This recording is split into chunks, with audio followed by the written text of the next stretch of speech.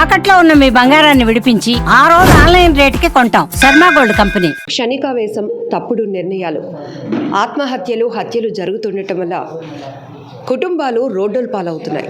విశాఖలో మొన్నటికి మొన్న ఒక కేసు సంచలనం రేకెత్తిస్తే మరొక 2 రోజులు గడవక ముందే ఆరిలోవలో 33 ఏళ్ళు వయసు ఉన్నటువంటి దుర్గా అనే మహిళ భర్త చేతిలోనే అతి కిరాతకంగా హత్యకు గురైంది. అయితే ఈ హత్య ఎలా జరిగింది, ఎందుకు చేశాడు ఆ భర్త అనే కోణంలో పోలీసులు దర్యాప్తు కొనసాగించినప్పుడు విస్తుపోయే వాస్తవాలు కూడా బయటకు వచ్చాయి. ఆడికి ఎప్పుడు అనుమానం, ఎందుకంటే అమ్మాయి మీద ఎక్కువ అనుమానం.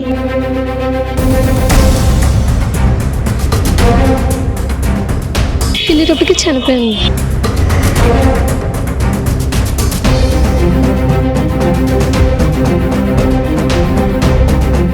13 ఏళ్లకే ఆమెకు పెళ్ళైంది. 33 ఏళ్ల వయసు వచ్చేటప్పటికే 20 ఏళ్ల వయసు ఉన్నటువంటి పెద్ద కొడుకు, 16 ఏళ్ల వయసు ఉన్నటువంటి చిన్న కొడుకు, భార్యాభర్తలు ఇద్దరి మధ్య 10 ఏళ్ల వయసు గ్యాప్.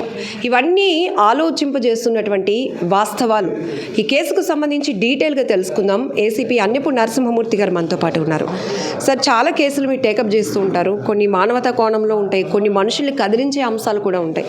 ఇక్కడ 33 ఏళ్ల వయసులో ఆ లక్ష్మి భర్త చేతిలో అనుమానం కలిగడంతో ఆమెను అంత దారుణంగా హత్య చేసినటువంటి పరిస్థితి. అసలు ఏం జరిగింది సార్ ఈ కేసు? దుర్గా 33 ఇయర్స్, దేవుడు 42 ఇయర్స్. 20 సంవత్సరాల క్రితం వాళ్ళకి పెళ్ళయింది. వాళ్ళు ఇక్కడ ఆరిలోవలోనే, ఎందుకంటే వాళ్ళ అత్తగారు, మేనత్తగారు ఇక్కడే కాబట్టి ఇక్కడ ఉండడం జరిగింది. పెళ్ళైన తర్వాత పిల్లలు కన్నారు. చిన్న చితిగా వివాదాలు రావడం, కుటుంబ సభ్యుల మధ్య పెట్టడం, పరిష్కరించడం జరిగింది. కానీ దాన్ని భర్త సరిగ్గా అవగాహన అర్థం చేసుకోక ఆమెను పలుదప్పాలు ఆమె ఫోన్ మాట్లాడితే అనుమానించడం, ఆమె సరిగ్గా రెస్పాండ్ అవ్వకపోతే అనుమానించడం, ఇలాంటి పెట్టుకొని అపోహలు, అర్ధరహితమైన ఆలోచనలు పెట్టుకొని ఆవిడతో నిన్న గొడవపడి ఆవేశంలో ఆవిడని చంపేయడం అనేది జరిగింది. ఆయనకైతే క్షణికావేశంలో చేసిన ఈ సంఘటన వలన ఆయన జైలుకి పోవటం జరిగింది. దుర్గా చనిపోయింది.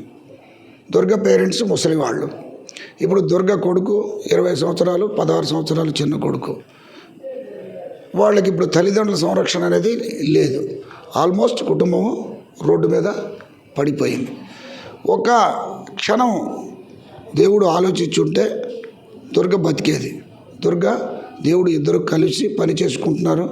నెలకు ఒక 25,000 30,000 సంపాదించుకుంటున్నారు. పిల్లల్ని చదివించుకుంటున్నారు. పిల్లోడు బీటెక్ చేస్తున్నాడు. రేపు బీటెక్ అయిన తర్వాత ఆయనకి ఏదైనా మంచి అవకాశాలు వస్తే కుటుంబం తాలూకా ఆర్థిక సామాజిక పరిస్థితులే మారిపోయి ఉండేవి.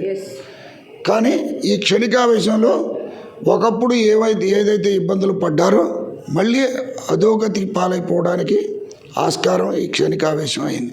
సార్, మొదట ఆత్మహత్య అనుకున్నారు, కానీ ఇది హత్యగా ఎలా బయటకు వచ్చింది? మొదట ఆత్మహత్య, లేకపోతే ఏదైనా ఒంట్లో బాగలేక చనిపోయి ఉంటుందని దుర్గ పేరెంట్స్ కూడా అనుకున్నారు. దుర్గ బంధువులు కూడా అనుకున్నారు. ఎందుకంటే దుర్గ హస్బెండ్ కూడా మంచివాడే, చంపేస్తాడని వాళ్ళు ఎవరు కూడా ఊహించుకోలేదు. కానీ ఆ ఇంటిలో డోర్లు మూసి ఉన్నాయి, ఇన్సైడ్ బోల్ట్ పెట్టి జరిగి ఉంది, మనిషి చనిపోయి ఉంది. ఎలా సాధ్యం అవుతుంది? పోనీ ఉరిపోసుకొని చనిపోయిందా, పాయిజన్ తీసుకొని చనిపోయిందా? అలాంటి ఆనవాళ్ళు ఏమి కూడా లేవు. కానీ మెడ చుట్టూ కమిలినట్టు ఉంది. శవము డాక్టర్ గారు చూశారు, చనిపోయిందని చెప్పారు. తర్వాత ఎప్పుడైతే మెడ చుట్టూ ఈ చుట్టూ కమిలిన గాయం ఉంది. జనరల్గా ఈ చుట్టూ కమిలిన గాయం ఎప్పుడంటే మనకి స్ట్రాంగులేషన్ వలన చుట్టూ గాయం ఉంటుంది. అంటే చుట్టూ పట్టుకుంటారు. ఇలా ఇదేమవుతుంది, ఒకవేళ హ్యాంగింగ్ అయితే ఇలా ఆర్క్ ఇలా ఉండి ఒకవైపు ఉంటుంది, గ్యాప్ ఉంటుంది. ఇక్కడ ఇంజరీ గ్యాప్, ఇటువైపు అయితే ఇటువైపు, ఇటువైపు అయితే ఇటువైపు ఇలా ఉంటుంది కాబట్టి గ్యాప్ ఉంటుంది. అది లేదు. మా అరిలోవాసి గారు సీనియర్ మ్యాన్, అనుభవజ్ఞుడు, ఆయన చూసి చుట్టూ ఉందంటే ఖచ్చితంగా ఇది అయి ఉంటుంది, చంపేసి ఉంటారు. ఎవరు చంపేసి ఉంటారు? ఇన్సైడ్ బోల్ట్ ఉంది. ఆ డోర్ తప్ప మళ్ళీ మార్గం ఏమీ లేదు. కిటికీలు లేవు, మీదకి వెళ్ళడానికి లేదు. ఇది ఎలా సాధ్యం? ఎప్పుడైతే ఇది ఈ ఇంట్లో నుంచి బయటికి వెళ్ళడానికి సాధ్యం కాదో కాబట్టి ఇది ఏదో జరిగి ఉంటుంది, ఈవిడికి ఆరోగ్యం బాగలేకపోయి ఉంటుందని అనే కన్క్లూషన్కి రాలేకపోతున్నాం ఈ ఇంజరీ కనపడేసరికి. అప్పుడు మళ్ళీ ఆ సిఐ గారు కూలంకుషంగా దాన్ని దర్యాప్తు చేసి మళ్ళీ సీన్ రీవిజిట్ చేసుకునేసరికి ఇల్లంతా సోదా చేసేసరికి ఈయన ఇంట్లో ఉన్నాడు. మొదట ఈయన లేడు, బయటికి వెళ్ళిపోయాడు అనుకున్నారు, కానీ ఈయన ఫోన్ అక్కడే ఉంది, బండి కిందన ఉంది.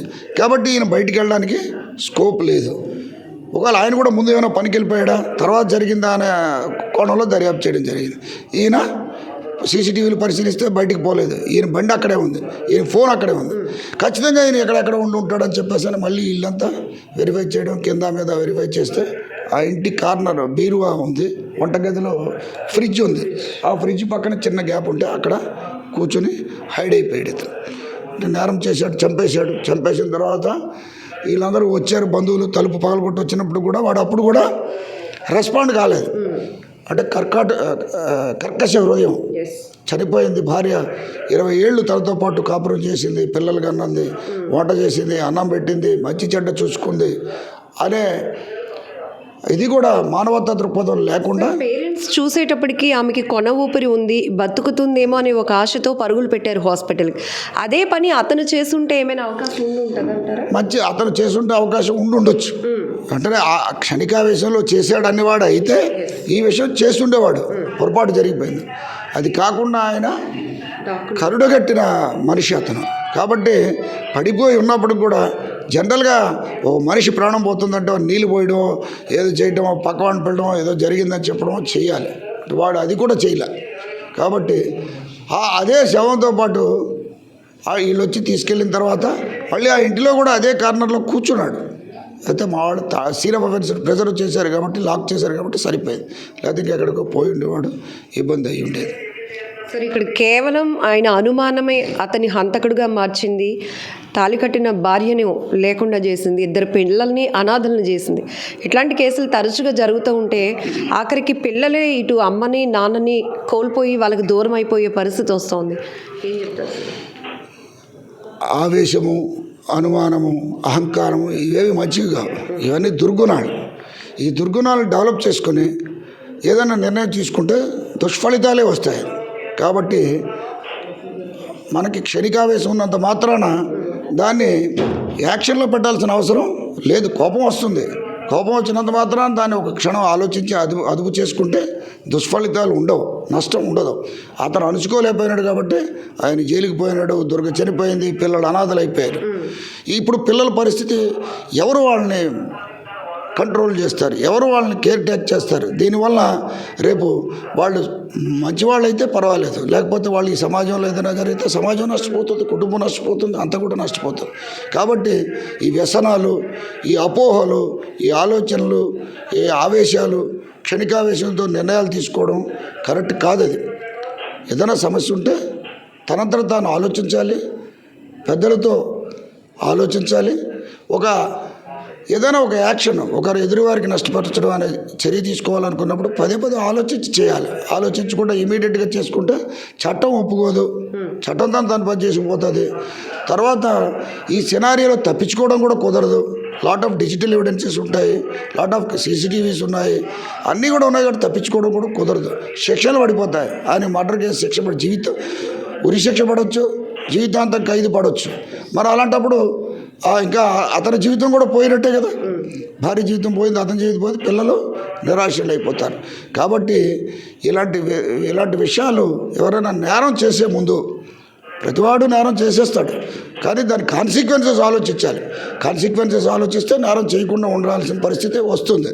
నేరం చేయాలనుకోవడం ఈజీయే, బట్ దాని తర్వాత ఉన్న కాన్సిక్వెన్సెస్ దాన్ని ఆలోచించాలి. అప్పుడే మనం నేరం చేయాలన్న ఆలోచనని కంట్రోల్ చేసుకోగలం. సార్, దుర్గకి 13 ఏళ్లకే పెళ్ళి అంటే ఇదేమైనా ఫోర్స్ఫుల్గా జరిగిందా? ఇష్టం లేని పెళ్ళ? భార్యాభర్తల మధ్య ఏజ్ గ్యాప్ 10 ఏళ్ళ వరకు ఉంది. ఇద్దరి మధ్య విభేదాలు, అభిప్రాయ భేదాలు ఉన్నాయా సార్? ప్రాథమిక విచారణలో వాళ్ళు ఒకే ఫ్యామిలీ మెంబర్స్, మేనమామ పిల్లలు కాబట్టి సత్హృదయంతో పెళ్లి చేశారు. ఒకే కుటుంబం వాళ్ళు. ఆర్థిక సామాజిక పరిస్థితులు బట్టి 20 సంవత్సరాల క్రితం జరిగిన సంఘటన, దాన్ని మనం ఎనలైజ్ చేయలేము ఎందుకు జరిగింది అనేది. బట్ ఒక 20 సంవత్సరాల క్రితం ఉన్న సమాజంలో ఒక ఇల్లిటరేట్ ఫ్యామిలీస్లో ఇలాంటివి సహజమైనవి. ఒక 20 సంవత్సరాలు బాగానే కాపురం చేశారు, కానీ అభిప్రాయ భేదాలు ఉండే. ఆయనకి 42, ఈవిడికి 33. ఆలోచన విధానంలో కూడా వేవ్ లెంగ్త్లో కూడా డిఫరెన్స్ ఉంటుంది. ఆయన ఆలోచన ఒకలా ఉండొచ్చు, ఈవిడ ఆలోచన ఒకలా ఉండొచ్చు. ఆయన అవును అనుకున్నది ఈవిడ కాదనుకోవచ్చు, ఈవిడ అవును అనుకుంది ఆయన కాదనుకోవచ్చు. విభేదాలు పొడచూపాయి. ఎందుకంటే పిల్లల్ని, అత్తమామల్ని అందరినీ మాట్లాడితే వాళ్ళు చెప్తున్నారు. ఏదైనా ప్రాబ్లం ఉంటే మా ఇంటికి వచ్చేయమ్మా అని చెప్పేసి కూడా చెప్పాను సార్ అని ఫాదర్ అంటున్నాడు. బట్ ఏ వివాహిత కూడా భర్త పిల్లల్ని వదిలేసి కన్నారింటికి పోలేదు కదా. ఇవన్నీ కూడా సమసిపోతాయి అనుకుంది ఆవిడ పాజిటివ్ యాటిట్యూడ్తో ఉంది, ఈయన నెగిటివ్ యాటిట్యూడ్తో ఉన్నాడు. కాబట్టి ఈయన చంపేశాడు.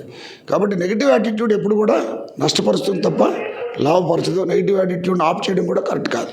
సార్, ఫైనల్గా ఈ కేసులో అనిపిస్తోంది అండర్స్టాండింగ్ లేకపోవడం, కుటుంబ వ్యవస్థ కోసం కాంప్రమైజ్ అవ్వకపోవడం, అనుమానమే పెంచుకోవడం అనేది ఇక్కడ మొత్తం కుటుంబాన్ని చిన్నభిన్నం చేసింది. కుటుంబం అనేది చాలా ఉత్కృష్టమైన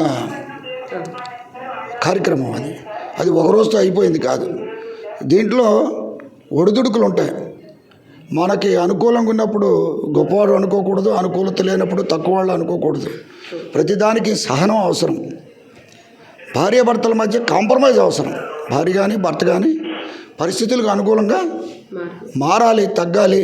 ఇవన్నీ కూడా వెంటనే నిర్ణయాలు తీసుకోకూడదు. భర్త తప్పని భార్య భావించకూడదు, భార్య తప్పని భర్త భావించుకోకూడదు. సందర్భానుసారంగా ఇవన్నీ వస్తాయి. దాని తర్వాత ఎందుకంటే మళ్ళీ పిల్లలు వీళ్ళిద్దరి తాలూకా మ్యారేజ్ అనే తాలూకా ప్రతిఫలం పిల్లలు కదా. వాళ్ళకి వీళ్ళిద్దరు చేసిన పనులకి వాళ్ళు బాధ్యులు కాదు కదా. కాబట్టి పిల్లల్ని దృష్టిలో పెట్టుకొని ఇవన్నీ కూడా మనం తగ్గించుకొని, ఆవేశకాలు తగ్గించుకొని, చిన్నపిల్లలా బిహేవ్ చేసి కొట్టుకోవడాలు తిట్టుకోవడాలు కాకుండా ఓ మెచ్యూరిటీగా బిహేవ్ చేయాలి. ఒక కుటుంబం మహత్కష్టమైన కుటుంబం అనే కార్యక్రమంలో మనం స్టేక్ హోల్డర్స్, మనం పార్ట్నర్స్ అనే ఫీల్తో నా కుటుంబాన్ని చాలా వృద్ధిలోకి తీసుకురావాలనే ఫీల్ ఉండాలి. సార్, ఖచ్చితంగా ఇక్కడ భార్య దుర్గని అపార్థం చేసుకొని అనుమానం పెంచుకున్నాడు. అంటే ఆయన చెప్పిన దాని ఎందుకు చంపేసింది ఆయన. చంపేశాను ఎందుకు చంపేశావు సార్? ఫోన్ ఎక్కువ మాట్లాడుతుంటా సార్. ఫోన్ అంటే ఎవిడెన్స్ కానీ ఎవరితో ఆయన అది క్రాస్ చెక్ చేసుకోవాలి. నువ్వు ఎవరితో మాట్లాడుతున్నావు, నెంబర్ ఏది అని, లేకపోతే ఎవరితో అడగాలి. తల్లిదండ్రులతో మాట్లాడవచ్చు. జనరల్గా ఒక స్త్రీ తన తల్లిదండ్రుల కుటుంబం పుట్టినిల్లు వదిలి మెట్టినింటికి వచ్చినప్పుడు ఆవిడికి అన్ని తల్లిదండ్రులతో మాట్లాడుతుంది, అక్క చెల్లెలతో మాట్లాడుతుంది, అన్నదమ్ములతో మాట్లాడుతుంది, మేనమావులతో మాట్లాడుతుంది, మేనత్తలతో మాట్లాడుతుంది. ఇవన్నీ కూడా మనం నెగిటివ్గా తీసుకోకూడదు. నేను ఫోన్ చేసిన వెంటనే లిఫ్ట్ చేయాలనంటే అది కరెక్ట్ కాదు. అక్కడే అవగాహన రాహిత్యం, ఆవేశం, అనాలోచిత నిర్ణయాలు, వెంటనే నిర్ణయం తీసుకొని పీక నొక్కేయటం, ఇలాంటివన్నీ కూడా మూర్ఖత్వమైన పనులు, మూర్ఖత్వమైన ఆలోచనలు.